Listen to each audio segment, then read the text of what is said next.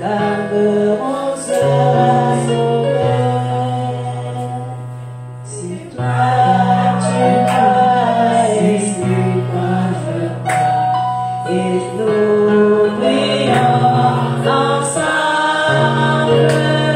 et le Saint-Esprit descendra, le Cameroun sera sauvé. Si tu crois, si toi tu crois, et si moi je crois, si nous prions ensemble, et le Saint-Esprit descendra, le Cameroun sera sauvé. Le Cameroun sera sauvé. Le Cameroun sera sauvé.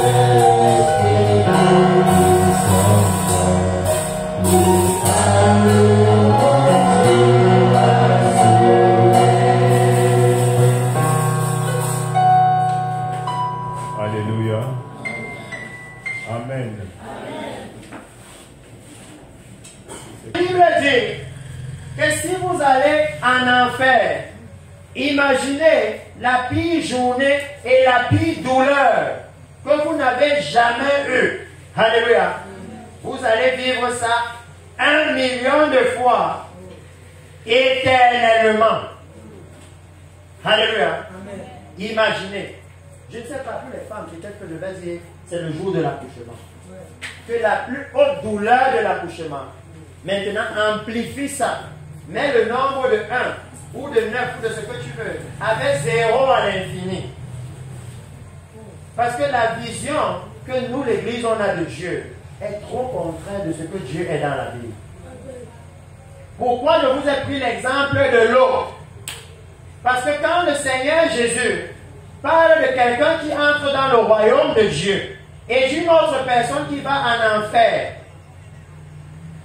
Celui qui est en enfer, il pleure pour une goutte d'eau. Il dit à Jésus, pardon, dis à Lazare de mettre son doigt et de seulement tremper, de seulement mettre son doigt dans ma bouche. C'est ce qu'il dit à Abraham, que pardon, Père Abraham, dis à Lazare de tremper son doigt dans la source d'eau et de mettre seulement une goutte dans ma bouche, c'est tout. Alléluia. Et Abraham va dire non, ce n'est pas possible. Donc pourquoi est-ce que j'amène cela? Je veux que nous, l'Église, nous puissions commencer à mesurer de quoi est-ce que nous parlons quand nous parlons de la vie éternelle. De quoi est-ce que nous parlons quand nous parlons du royaume de Dieu. Alléluia. De quoi est-ce que nous parlons? Parce que le Seigneur Jésus élève ici la gravité de la séduction. Et je veux que nous puissions aller dans les détails. Qu'est-ce que la Bible dit concernant la séduction qui va venir dans l'Église? Alléluia. Allons dans le livre de 2 Corinthiens, chapitre 11. 2 Corinthiens, chapitre 11. Parce que c'est nécessaire que l'Église sache c'est quoi la séduction. Séduire quelqu'un, c'est détourner la personne. Alléluia. C'est le détourner du droit chemin. Oh, je n'ai pas le temps d'amener ça comme ça ici ce soir. Mais c'est très important. Parfois, moi je dis au pasteur que ne courez pas. Prenez le dictionnaire et dites aux brebis ce que chaque chose veut dire. Alléluia. Expliquez-leur dans les détails. C'est ça qui va rendre l'Église mature. Alléluia. Expliquez-leur dans les détails. Qu'ils sachent où est-ce qu'ils sont en train d'aller et qu'est-ce qu'ils ont exactement à faire. Et pour nous les pasteurs, c'est aussi comme ça que nous lavons nos mains. Il dit, 2 Corinthiens chapitre 11. Oh, si vous pouviez supporter de ma part un peu de folie, mais vous me supportez, car je suis jaloux de vous d'une jalousie de Dieu, parce que je vous ai fiancé à un seul époux pour vous présenter à lui comme une vierge pure.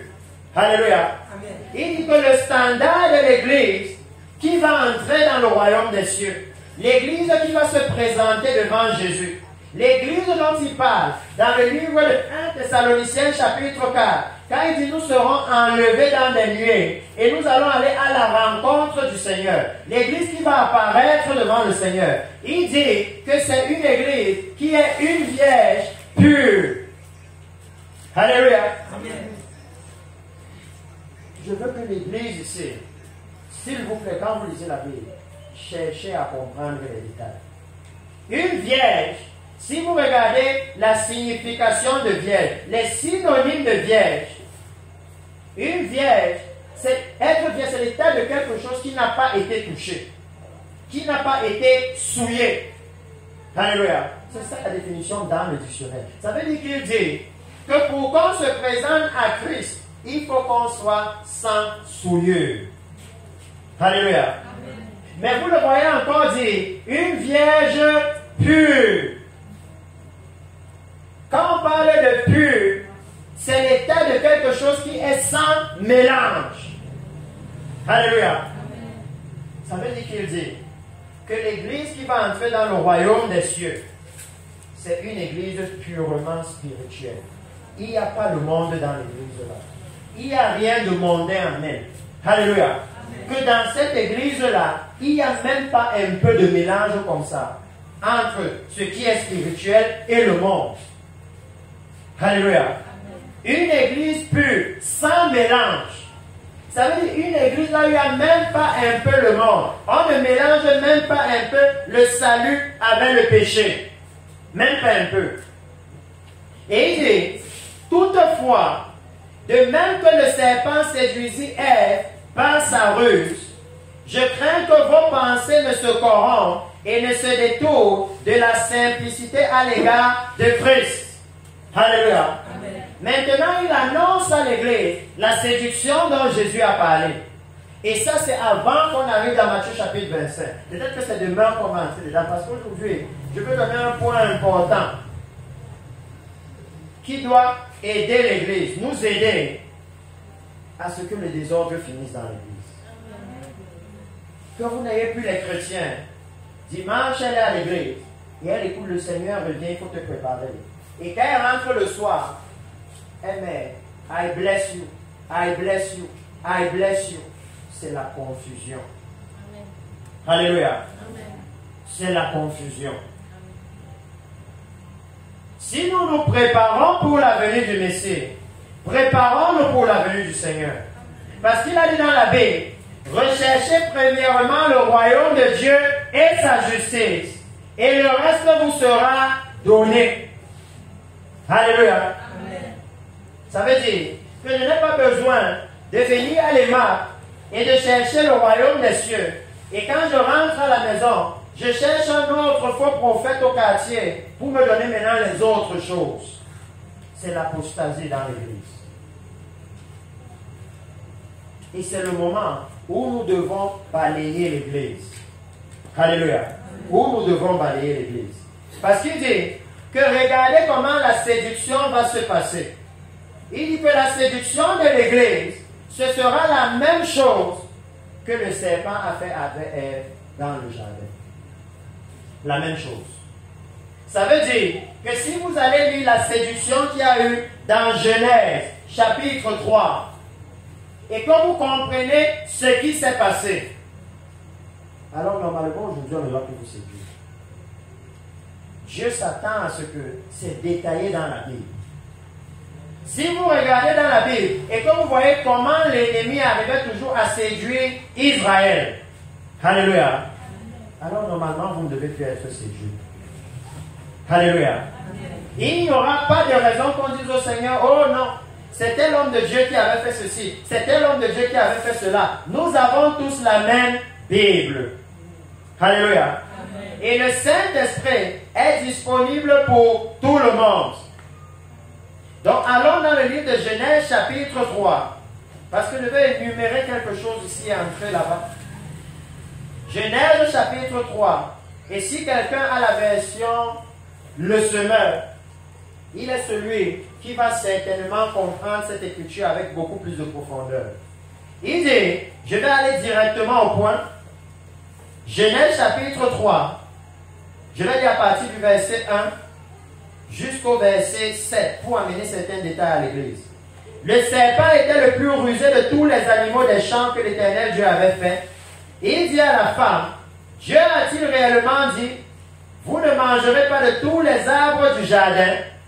La femme répondit au serpent, nous mangeons du fruit des arbres du jardin, mais quant au fruit de l'arbre qui est au milieu du jardin, Dieu a dit, regardez ici, vous n'en mangerez point et vous n'y toucherez point, de peur que vous ne mouriez. Alléluia. Amen. Voici là où la prière a commencé à frapper l'Église. C'est le moment où nous avons commencé à regarder les faux prophètes. Et nous les avons vu faire des marathons de prière. Et nous avons dit, ah, moi aussi je peux faire ça, et ça commence à amener l'argent à l'Église. Pourtant on savait très bien que Jésus dit non, il n'y a pas commerce dans l'Église. Le moment où on a commencé à les regarder, et on s'est laissé séduire dans nos cœurs. Et on se laisse séduire dans nos cœurs, comment? C'est comme Ève ici. Elle dit, de peur que, lisons le livre juste à côté, de Genèse chapitre 2, versets 16 à 17. Alléluia. Pour voir maintenant qu'est-ce que le Seigneur lui avait dit. Alléluia. Il dit, à Genèse chapitre 2, versets 16 à 17, l'Éternel Dieu donna cet ordre à l'homme.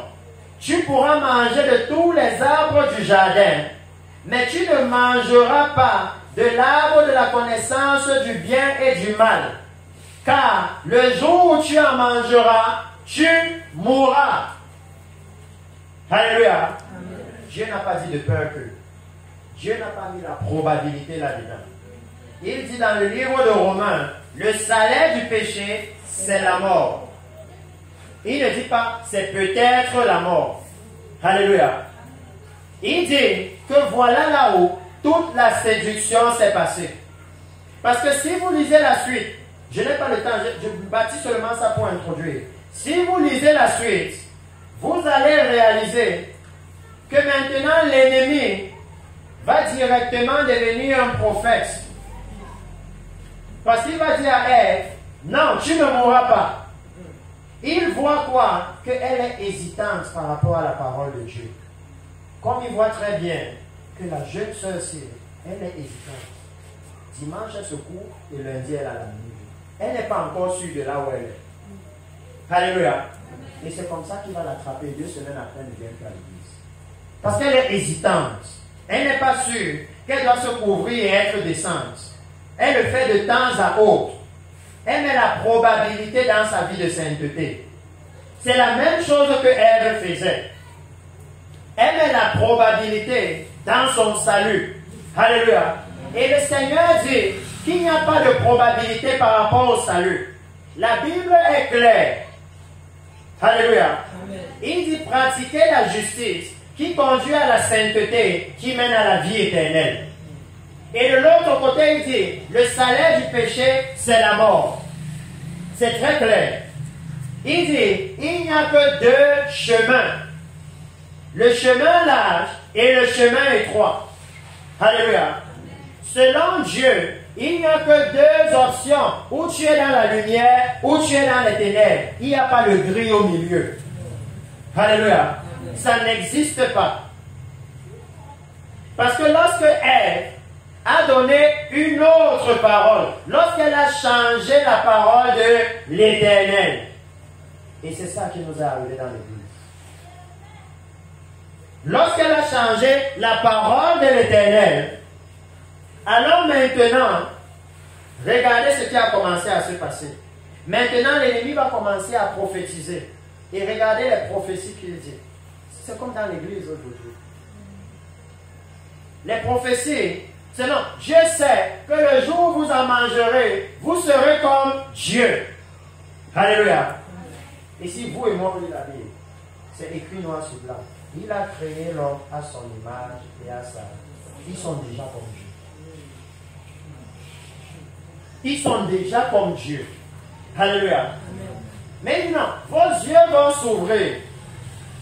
Il dit, Dieu sait que vous serez comme Dieu. Ça veut dire, il dit alors que non, Dieu ne veut pas que tu atteignes un certain niveau. Il ne veut pas que tu sois comme lui. Pourtant, Dieu a déjà créé l'homme à son image et à sa ressemblance. Et ce qui est choquant, c'est que ici, vous voyez tout ce qui concerne la séduction de l'Église. Parce que effectivement, quand Adam et Ève vont manger le fruit, la Bible dit que leurs yeux vont s'ouvrir. Comme il a prophétisé, que vos yeux vont s'ouvrir. Mais le problème, c'est que quand leurs yeux vont s'ouvrir, ils vont maintenant réaliser qu'ils sont nus. Alléluia. Et ils vont commencer à fuir Dieu. Alléluia.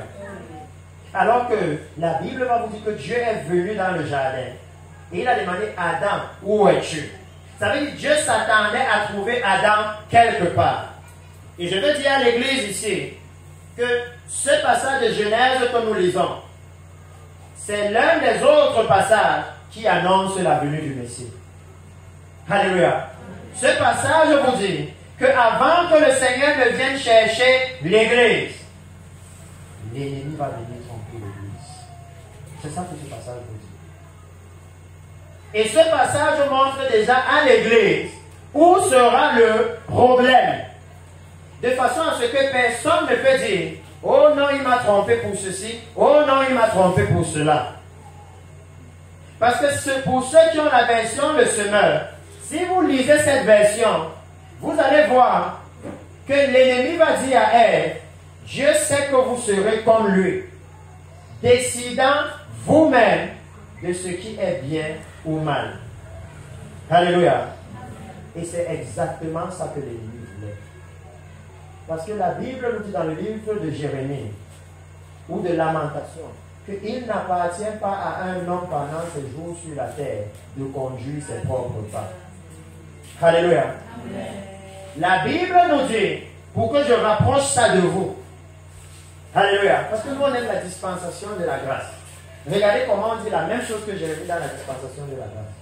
On dit, car les désirs de la chair sont contraires aux désirs de l'esprit. Et il dit quoi? Ils sont opposés entre eux afin que vous ne fassiez pas ce que vous voulez. Qu'est-ce que ça veut dire? Ça veut dire que dans votre vie chrétienne, à aucun moment vous n'avez le contrôle. Ou c'est Dieu qui a le contrôle, ou c'est l'ennemi qui a le contrôle. Il dit que les désirs de la chair sont opposés aux désirs de l'esprit. Et que les choses sont comme ça, afin que vous-même, vous ne fassiez jamais ce que vous-même vous voulez. Ou c'est la chair qui va vous diriger, ou c'est l'esprit qui va vous diriger. Mais il n'y a pas le moment où c'est moi-même qui décide. Non. Tout ce que je peux faire, c'est me soumettre à la chair ou me soumettre à l'esprit. Alléluia. C'est choisir. Il dit que l'homme est comme un véhicule, où c'est l'esprit de Dieu qui va le conduire, ou c'est l'esprit du monde. Alléluia. L'Église doit clairement savoir cela. Clairement. Parce que l'ennemi, quand vous lisez la version de ce mail qu'il a dit, vous serez comme Dieu décidant vous-même de ce qui est bien ou mal. Il vous fait croire que non, c'est toi-même qui vas diriger ta vie. Alléluia. Amen. Sachant que tout ce que tu peux faire, c'est te rebeller contre Dieu. C'est dire, Dieu, je ne te peux plus. Et Dieu ne force personne. Si tu dis Dieu, je ne te veux plus, il part. Alléluia. Mais le problème, c'est que la Bible nous dit que quand l'ennemi lui vient passer, s'il voit que Dieu n'est pas là, il n'attend pas que tu l'invites, il entre. C'est dans la Bible que quand le démon est chassé, il revient avec 7 démons plus forts. Et si la maison est vide, il entre. Il ne demande pas l'invitation. Il va entrer. Alléluia. L'Église, vous devez être conscient de ça. Vous devez réaliser que la Bible dit que le salut chrétien que nous avons, c'est ce que le Seigneur va leur dire dans la suite. Parce que maintenant, quand Ève est séduite, Adam est séduit, vous les voyez maintenant créer un autre type de salut. Alléluia. Amen. Ici, je suis venu dernièrement et j'ai parlé du vêtement de l'Église. Et nous ne sommes pas allés bien loin. Vous les voyez, la Bible va maintenant dire qu'ils vont réaliser qu'ils sont nus. Alléluia. Amen. Et à partir de ce moment, ils vont se coudre un vêtement de feuilles de figuier. Ils vont faire leur propre vêtement. Ils vont créer littéralement leur propre religion. Ils vont vouloir se revêtir selon leur goût. Alléluia. C'est ça que nous avons aujourd'hui dans l'Église. Nous prêchons nos propres doctrines, nos propres façons de faire. Moi-même, j'observe et si je vois que non, ça c'est bien, je fais. Il dit non. Il y a un standard. Parce que quand le Seigneur va venir, il va venir et il va révéler à l'Église la dispensation de la grâce. La dispensation de la grâce est révélée ici. Parce que Dieu arrive dans le jardin qu'il a donné à ses enfants. Et il commence à dire, Adam, Adam, où es-tu? Alléluia. C'est un grand contraste. Parce que la Bible nous dit que Dieu voit tout. Qui voit même une fourmi noire dans le noir? Alléluia. Donc, comment l'ennemi ne voit pas Adam? Adam est bien plus gros qu'une fourmi noire. Alléluia. L'Église doit chercher à comprendre qu'est-ce que le Seigneur veut dire. Le Seigneur est en train de dire qu'une maman ici, elle va et elle laisse la maison à son fils. Que garde-moi la maison ici, je reviens. Et elle voyage, elle va au village. Et quand elle revient, elle entend la musique. Elle arrive. Elle trouve que André s'est drogué. André avec ses amis, ils sont en train de rire aux éclats, il y a des bouteilles de bière partout. Et elle commence à dire, André, André, où est mon André? Que ça, ce n'est pas le André que j'ai laissé à la maison. André que moi j'ai laissé ne se drogue pas.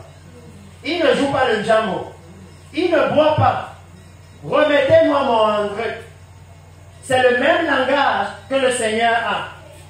Que quand il arrive et il ne trouve pas Adam, il est choqué. Parce que Adam a maintenant les feuilles de figuier. Adam n'est plus comme Dieu l'avait laissé. Alléluia. Il n'est plus comme Dieu l'avait laissé. Et il se met à dire, Adam, Adam, où est mon Adam? Adam n'est pas comme je l'avais laissé. Parce que la Bible dit que quand le Seigneur est monté au ciel, il a envoyé le Saint-Esprit.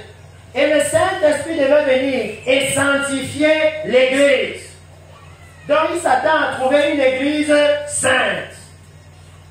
Donc quand il arrive, et il trouve que oh, l'Église est dans le péché.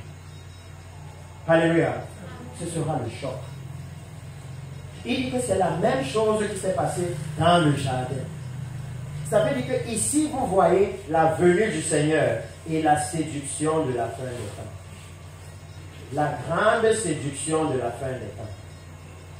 Parce que quand vous regardez maintenant à la conversation d'Ève avec le serpent, vous voyez que le problème, c'est que Ève a fait ce que Israël a toujours fait, ce que Judas a fait par la suite et ce que l'Église fait aujourd'hui. Ève a abandonné la parole du Seigneur. Alléluia. Ève a abandonné la parole du Seigneur.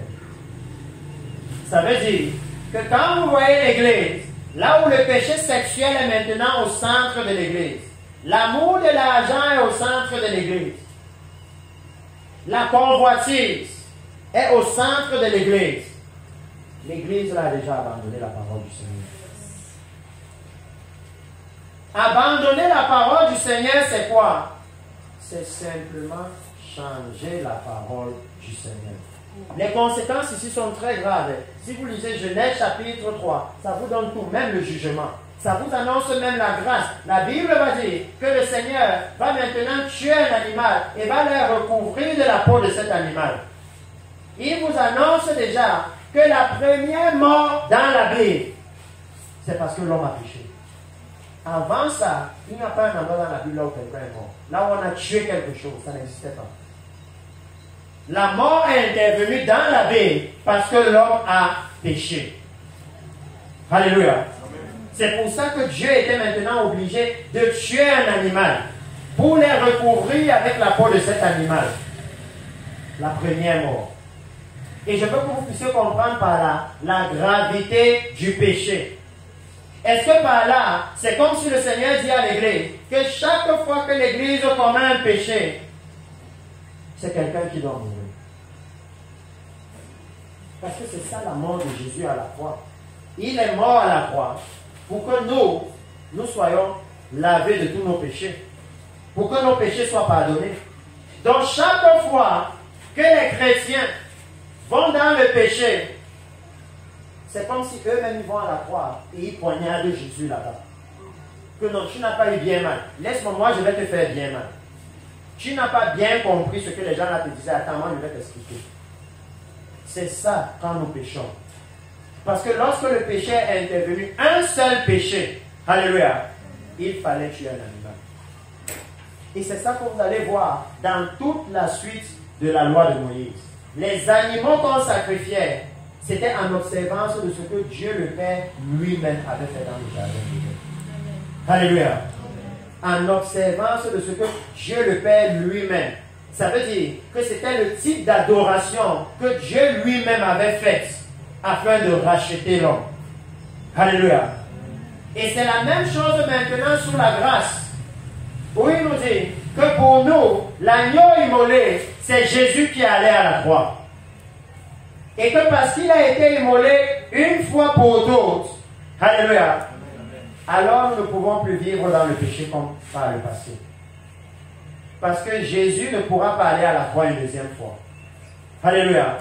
Même si il veut. Laissez-moi vous lire Hébreu avant d'entrer dans le point de ce soir, qui sera comment est-ce que le Seigneur parle. La centralité de la parole de Dieu, c'est nécessaire. Parce que je vous ai déjà dit que l'Église a commencé à chuter là où elle a abandonné la parole de Dieu. Là où elle a changé la parole de Dieu. Elle a mis la probabilité. Et c'est le grand problème de l'Église maintenant. C'est pourquoi vous voyez, il y a plusieurs dénominations. Chacun a sa compréhension. Alors qu'il y a un seul Dieu. Et lui ne peut pas avoir deux compréhensions. nous ne cherchons plus Dieu. Nous cherchons à faire les choses comme nous voulons, ce qui nous arrange. Pourtant, ce qui arrange Dieu, c'est qu'on entre dans son royaume. Lisons le livre de Hébreux chapitre 6, à partir du verset 4, parce que ce sont des choses qui doivent être clairement établies. Hébreux chapitre 6, à partir du verset 4. Il dit, car il est impossible que ceux qui ont été une fois éclairés, alléluia, qui ont goûté le don céleste, qui ont eu part au Saint-Esprit, qui ont goûté la bonne parole de Dieu et les puissances du siècle à venir, et qui sont tombés, alléluia, soient encore renouvelés. Alléluia. Le Seigneur dit que le salut de Jésus à la croix, c'est une voie à une seule direction. Ce n'est pas j'entre, je sors. J'entre, je sors. Je viens à l'église pendant 1 mois. Après, je décide que je vais aller dans un peu de péché sexuel. J'arrête de venir à l'église pendant 2 semaines. Quand je commence à me dire, ouais, qu'est-ce que j'ai fait? Je reviens encore. 6 mois après, je récidive. Alléluia. Un récidiviste, un pécheur récidiviste, c'est quelqu'un qui n'est pas encore né de nouveau. Alléluia. Oh oui. Ici, il dit que si on tombe après avoir goûté au don céleste, après avoir vu la puissance du siècle à venir, et ça, c'est une parole qui me choque beaucoup, parce que dans toutes les églises, on dit, on a vu la gloire de Dieu. La gloire de Dieu nous a visités. Et je dis, hey, vous savez ce que ça veut dire? Ça veut dire qu'à partir du jour là, si quelqu'un tombe, c'est fini. Est-ce que vous êtes conscient? Comment on joue dans l'église aujourd'hui? Comment un faux prophète vient? Et il dit, la gloire de Dieu est là. Et tous les chrétiens sont contents. Ouais, la gloire de Dieu est là. La gloire de Dieu. Et ils sont dans le péché. Mais il dit non. La Bible dit que si vous avez vu la puissance du siècle à venir, vous avez goûté au don céleste, vous avez eu part à la bonne parole de Dieu, au Saint-Esprit, et vous tombez, ce n'est plus possible. Alléluia. Laissez-moi amener ça dans les détails, parce que je sais que ça c'est le genre de passage qu'on ne lit pas beaucoup à l'église, parce que ça chasse les chrétiens. Mais c'est écrit dans la Bible. Donc on doit lire toute la Bible. Si elle avait dit la parole comme Dieu avait dit, l'ennemi n'allait pas la faire. Alléluia. C'est là-bas que la chute de l'Église est venue. Le moment où on a commencé à vouloir adapter la parole de Dieu à nos désirs, à nos besoins, c'est là-bas que l'Église tombe.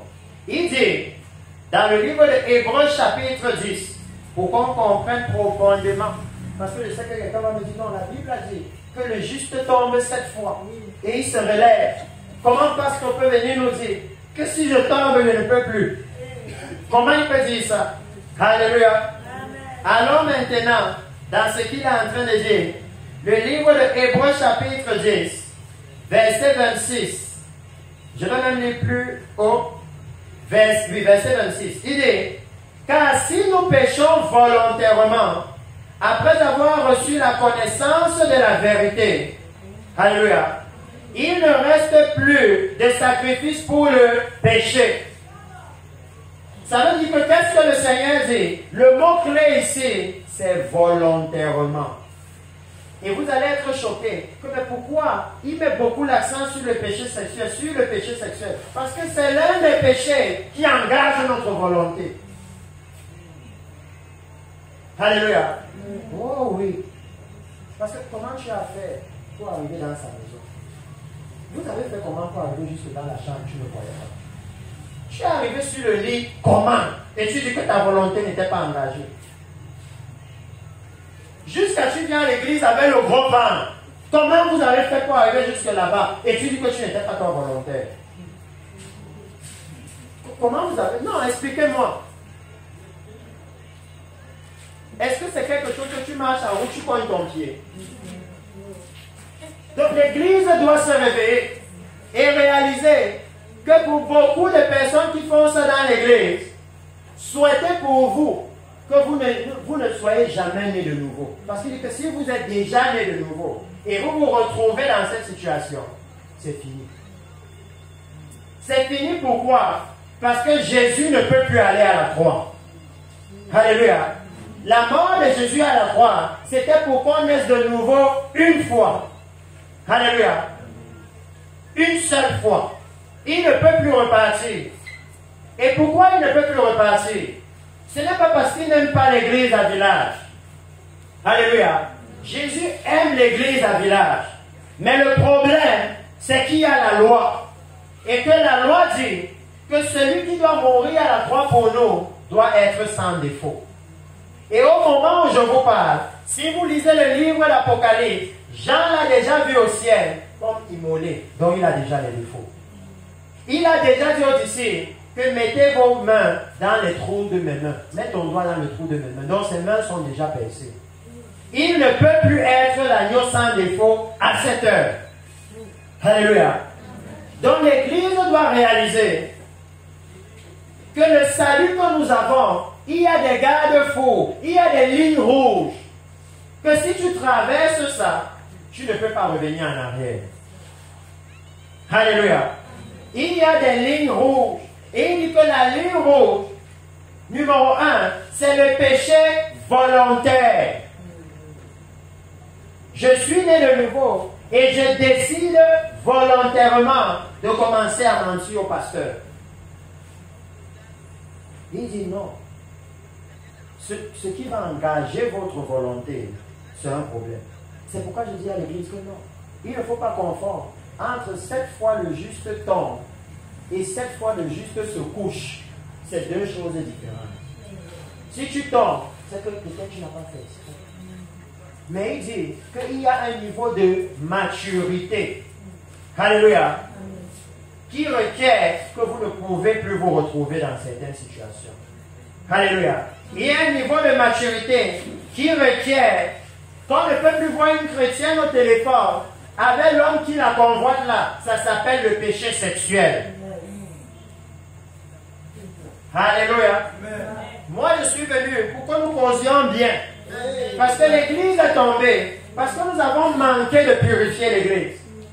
Nous avons manqué d'être d'accord que si c'est lui qui veut te harceler, casse la puce là, tu achètes une autre, c'est 100 francs. Alléluia. Parce qu'il dit, mieux vaut entrer dans le royaume de Dieu avec un bras que d'aller en enfer avec les deux. Si vous lisez la Bible là comme moi, c'est souvent choquant. Dieu dit, regardez notre corps, n'est-ce pas, on brûle ça, ça finit. Mais Dieu dit qu'il va vous donner un corps spécial de l'enfer. Que même si ça brûle jusqu'à ça ne finit pas. Que, je ne sais pas si vous et moi, on voit Dieu de la même façon. Parce qu'un jour, quand j'ai compris ça, j'ai commencé à me dire, wow, Dieu est cruel. Mais il y a pas quelqu'un qui est cruel, même quelqu'un qui veut te faire du mal à un moment. Il peut faire te tuer pour que tu ne restes plus. Mais lui, il dit que les tourments vont monter au siècle des siècles. Et il sera assis là pour écouter. Ah!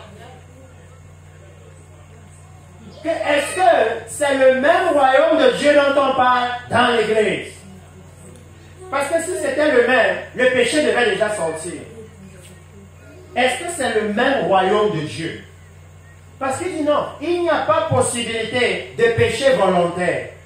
On ne peut pas être, et comme je disais tout à l'heure, à la chorale. Amen. Et avant de chanter, on est au téléphone avec le show. Amen. J'ai dit dans la Bible qu'il ne prend pas l'adoration là. Amen. C'est le bruit dans ses oreilles. Il ne prend pas ça. Alléluia. Amen.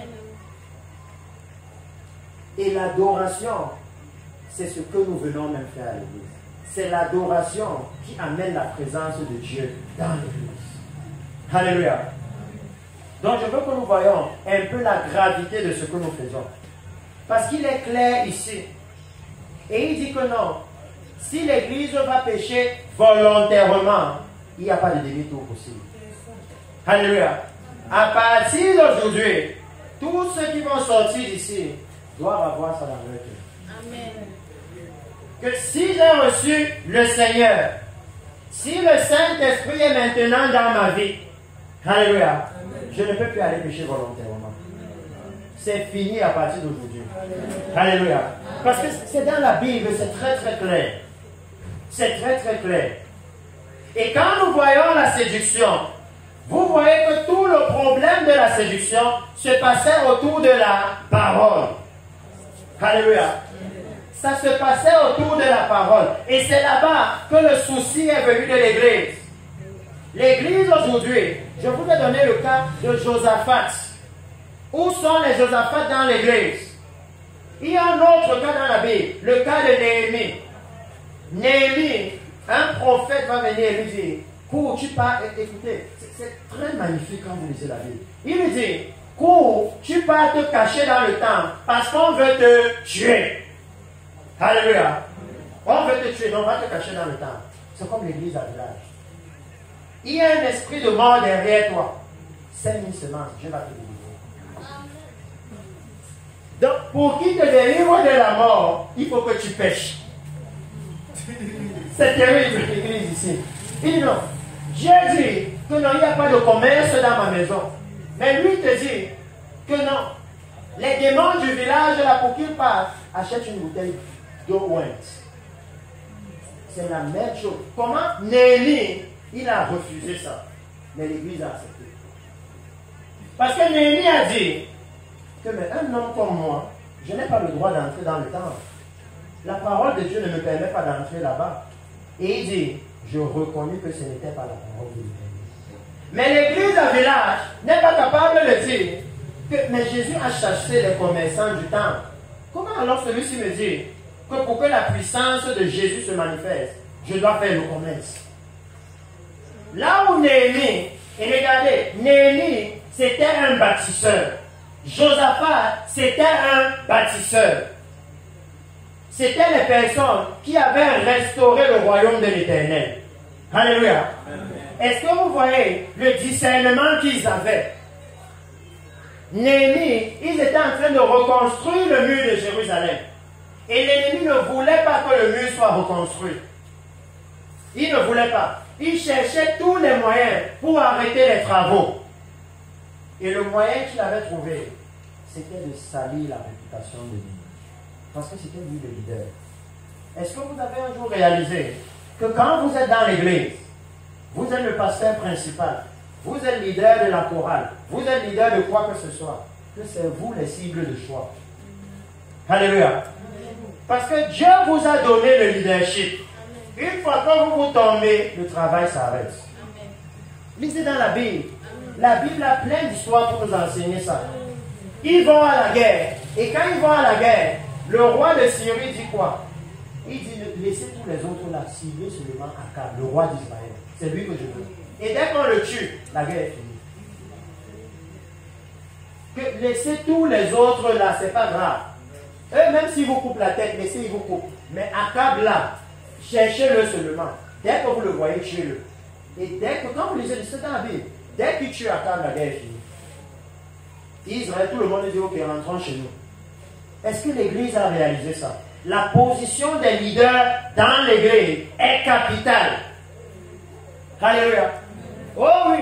C'est pourquoi si maintenant nous embrassons le message de la venue du Messie, il ne peut plus avoir un leadership dans l'Église qui est dans le péché, tout le monde le connaît.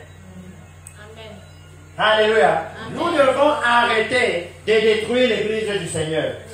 C'est la sainte demeure du Seigneur. Parce qu'il a dit que non, pour vous fiancer comme une vierge pure. Ça veut dire que même l'adoration, même le pupitre du Seigneur doit être pur. Alléluia. Amen. Parce que c'est à cause de ça que l'Église est tombée. Néhémie avait le discernement. Néhémie avait le jugement. Il avait le sens du jugement. Et ça lui venait d'où? De la parole de l'Éternel.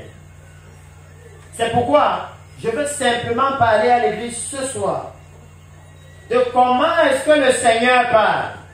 Je veux même seulement m'arrêter sur un point. Parce que c'est là-bas la confusion dans l'Église à cette heure. On dit, l'autre est prophète, il dit ceci, l'autre dit cela, l'autre dit ceci, l'autre dit cela, et l'Église ne sait plus donner de la tête. Ils ne savent plus où donner de la tête.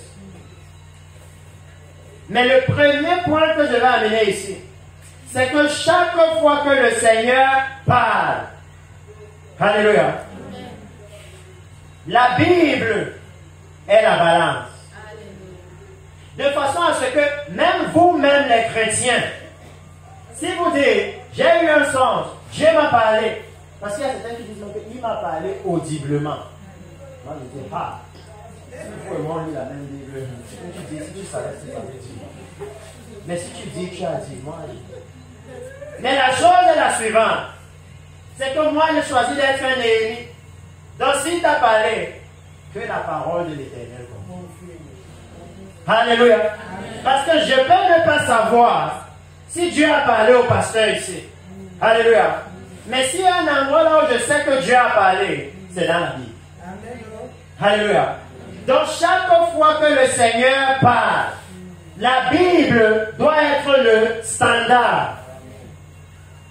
Si nous, l'Église, on avait commencé à mettre ces principes, je vous dis, les faux prophètes n'auraient pas de place dans nos églises. Ils n'auraient pas de place dans nos églises. Parce que c'est comme ça que Néhémie a fait pour que le faux prophète le laisse tranquille.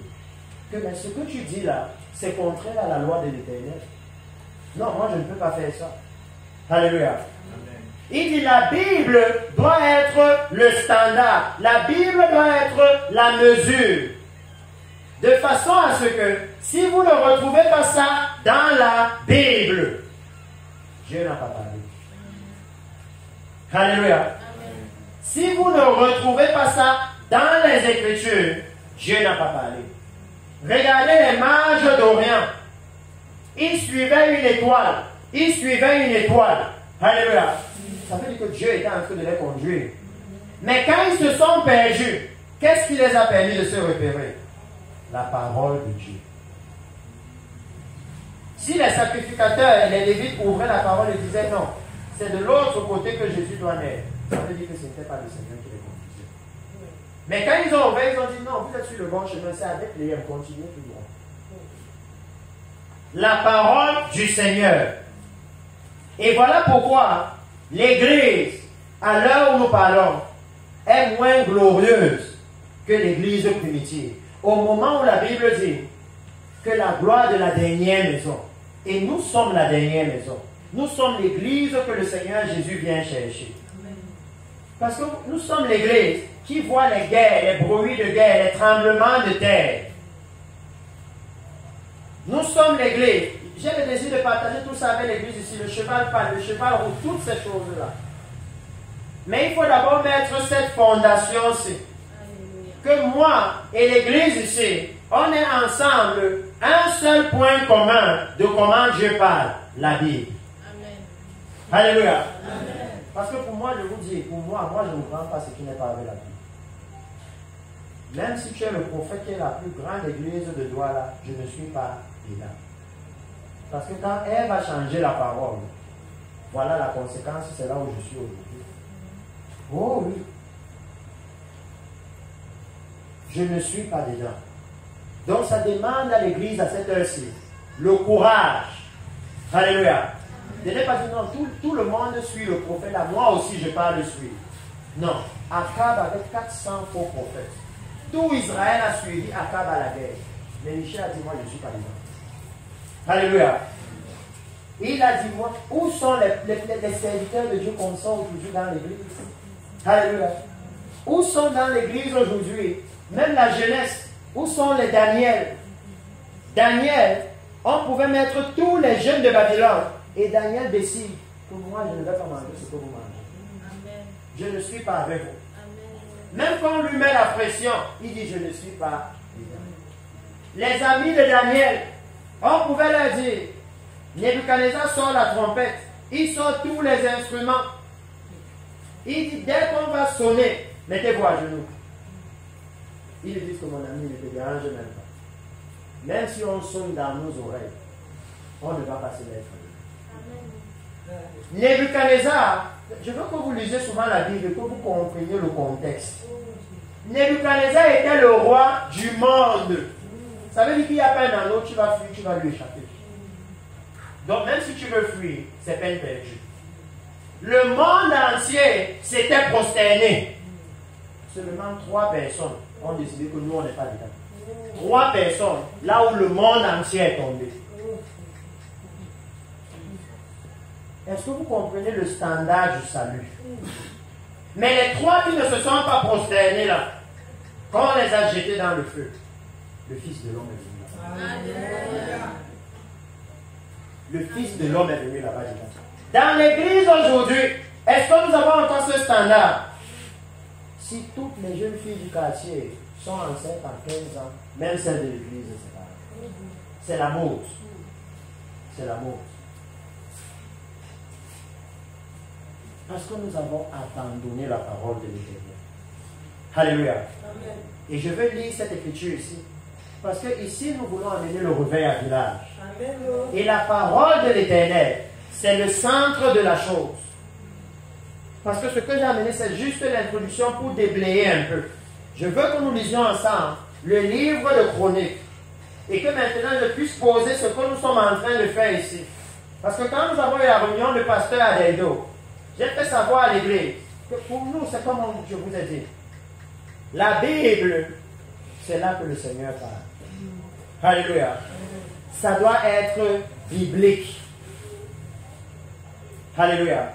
Et pour vous donner le point numéro 2, avant qu'on aille dans le livre des Chroniques, parce que je ne veux pas vous laisser comme ça, parce que je connais aussi ce que les faux prophètes font dans l'église. S'ils entendent que ça doit être biblique, ils vont vous dire oui, mais c'est biblique. Élie est venu chez la veuve. Elle avait seulement un peu de nourriture. Il a dit fais d'abord pour moi. C'est biblique, ça. Alléluia. C'est pourquoi je veux que vous et moi, on puisse avoir le même entendement. C'est qu'il dit que quand c'est biblique, ça doit être en alignement parfait avec toute la parole de Dieu.